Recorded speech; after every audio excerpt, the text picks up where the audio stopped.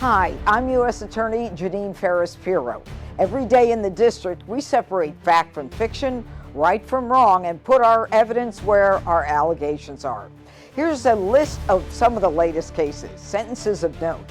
29-year-old Ricardo Rush was sentenced to 60 months in prison for actually pulling out an Uzi-sized semi-automatic pistol on a crowded metro bus and threatening to kill two parents and their young children. It all started when he boards a public bus. 4 minutes later, a man and a woman accompanying two small children board the bus.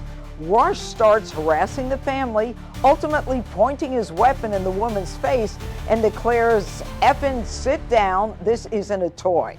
Police later found Rush at home and recovered a semi-automatic handgun with a high-capacity magazine.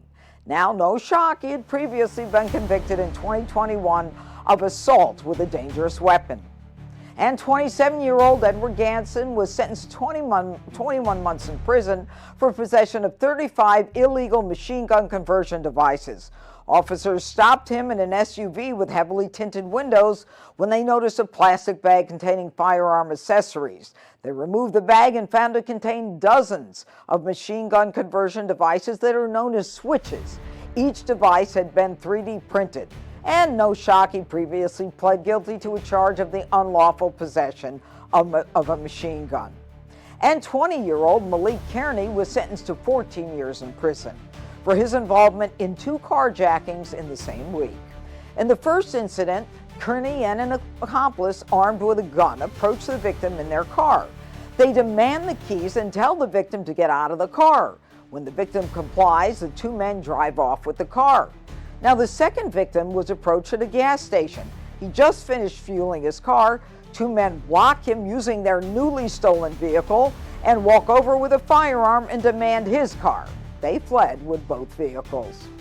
And 29-year-old Kari McCoy was sentenced to 74 months for possessing hundreds of images of children being sexually abused. In January of 2024, Google alerted authorities to McCoy's upload of more than 1,000 files of suspected child abuse material. Following a search warrant, we recovered multiple devices containing files that depicted prepubescent boys engaged in sexual acts. And as for pleas and convictions, 45-year-old Kanul Mehta of California pled guilty to his role in a multi-state conspiracy that stole hundreds of millions of dollars in cryptocurrency from victims. Mehta admitted that he helped to launder at least $25 million, lavishly spending it on himself in Miami nightclubs, on luxurious real estate rentals, and a fleet of Lamborghinis, Porsches, and Ferraris. And a 26-year-old gang member, Reginald Steele, was found guilty in the 2020 murder of 13-year-old Malachi Lukes and a separate shooting. Steele and his crew terrorized neighborhoods due to an ongoing beef with rival crews. He and his group drove to a neighborhood in a stolen vehicle looking for rival gang members. When they approached the area where Malachi Lukes was, the crew fired 11 rounds, striking the 13-year-old in the back, killing him instantly as the bullet traveled through his heart and lung. A 28-year-old Ukrainian citizen, Alexander Didenko, pled guilty to stealing the identities of U.S. citizens.